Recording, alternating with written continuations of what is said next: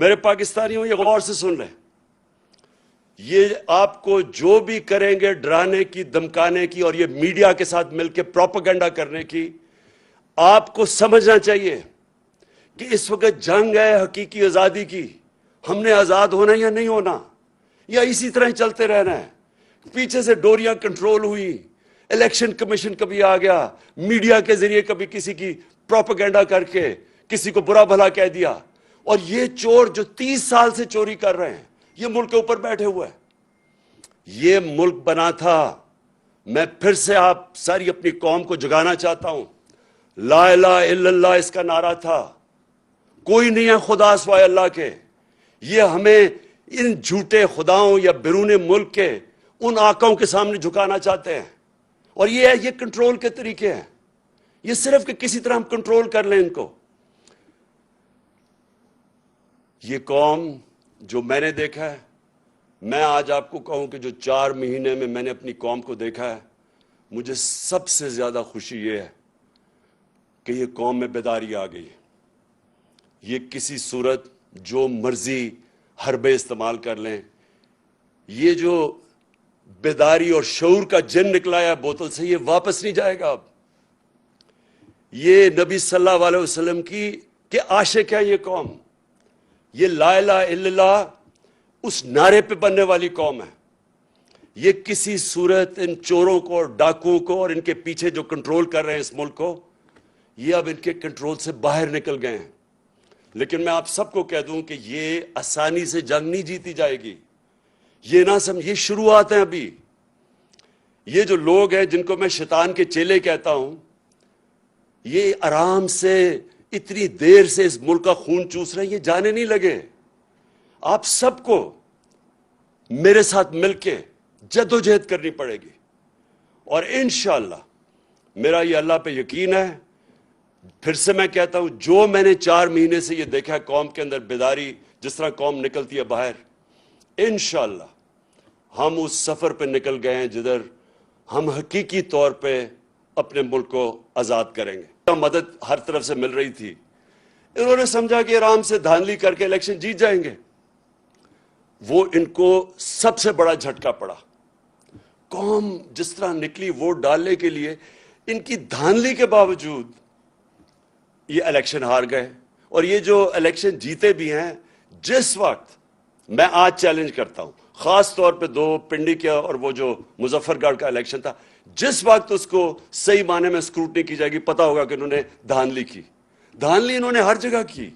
دھاندلی کے باوجود ہار گئے. پنجاب کی گورنمنٹ بن گئی. پیسہ انہوں نے چلایا. انہوں نے پہلے ہمارے لوگوں کے اوپر پیسہ چلایا، خریدا، لوگوں کو لوٹے بنائے. پھر انہوں نے پارٹی توڑنے کے لیے پیسہ چلایا کہ ہماری پارٹی کسی طرح ٹوٹ جائے. جب یہ سب کچھ فیل ہو گیا تو اب انہوں نے آخر میں یہ الیکشن کمیشن کو ڈھونڈا. ہمیشہ یہ یاد رکھیں کہ یہ ہمیشہ اداروں کو استعمال کرتے ہیں. ہمیں سب کو یاد رکھنا چاہیے کہ ذوالفقار علی بھٹو کو جب قتل کیا گیا تھا تو ان کو خوف تھا کہ وہ اگر پبلک میں آ گیا تو وہ سنبھالا نہیں جائے گا. اور یہ جو لوگ آج اتحادی ہیں پیپلز پارٹی کے، یہی لوگ بیٹھے ہوئے تھے جنہوں نے پوری مدد کی جب بھٹو کا جوڈیشل مرڈر کیا. یہی لوگ تھے. اب انہی لوگوں نے الیکشن کمیشن ڈھونڈ لی ہے. کمال بات یہ ہے کہ نون لیگ کی ڈیلیگیشن جاتی ہے الیکشن کمیشن کو ملنے. اب یہ سوچیں کہ الیکشن کمیشن کے اندر کیس چل رہا ہے اور ان کی ڈیلیگیشن جاتی ہے، سینئر ڈیلیگیشن، الیکشن کمیشن کے پاس اور کہیں کہ تحریک انصاف کا فنڈنگ کیس جلدی سے کرو. اور وہ ایسا ان کا حکم ملتا ہے کہ وہ یہ آپ کے سامنے یہ جو فائنڈنگز ہیں، یہ فیکٹ فائنڈنگ ہے، یہ اصل میں ان کے جو حدود تھے اسے باہر نکل گئی الیکشن کمیشن. یہ چیزیں کہہ ہی نہیں سکتی تھی.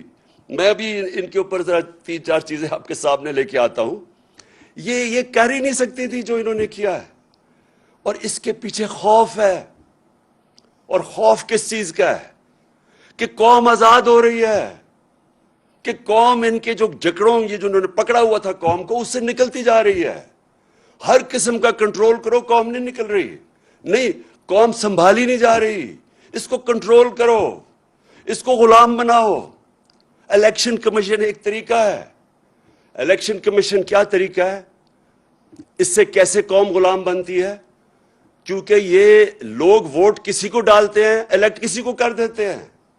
الیکشن کمیشن کو انہوں نے اس طرح کا بنا دیا ہے کہ اس کے ذریعے آرام سے کنٹرول ہو سکتی ہیں حکومتیں, کتنی سیٹیں کس کو دینی ہے, کس کو کیا دینی ہے. اس لیے میں نے پوری کوشش کی, 2.5 سال کوشش کرتا رہا کہ الیکٹرانک ووٹنگ مشینز آئیں. میں پھر سے اپنی ساری قوم کو بتانا چاہتا ہوں مجھے اس سے کیا فائدہ تھا.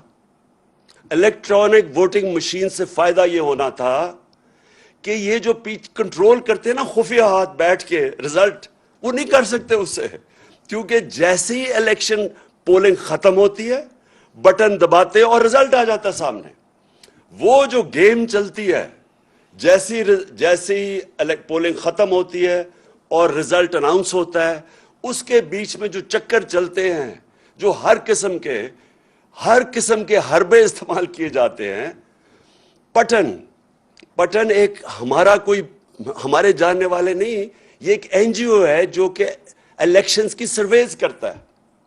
اب پٹن کے مطابق اس این جی او جو الیکشنز کے تجزیہ کرتا ہے, جو ان کے اوپر سرویز کرتا ہے, اس کے مطابق میں یہ پہلے بھی کہہ بیٹھا ہوں, میں اپنی ساری قوم کو آ کے سمجھیں کہ میں کیوں کوشش کر رہا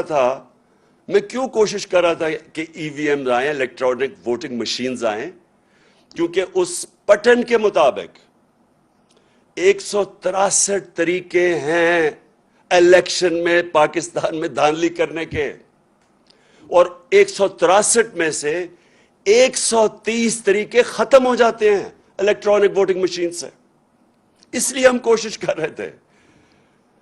دوسری ٹیکنالوجی کا جو استعمال تھا, یہ اس سے ساری دنیا, ہندوستان بھی اس ای وی ایم کی ٹیکنالوجی, ایران بھی یہ استعمال کر رہا ہے.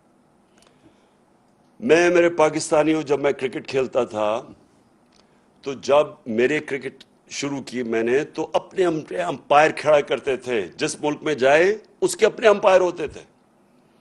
اس کا نتیجہ کیا ہوتا تھا کہ جب بھی کوئی ٹیم باہر ہارتی تھی, وہ یہ نہیں کہتی تھی کہ ہمیں اگلی ٹیم نے اچھی گیم کھیل کے ہرایا ہے, وہ یہ کہتے تھے کہ امپائروں نے ہمیں ہرا دیا ہے.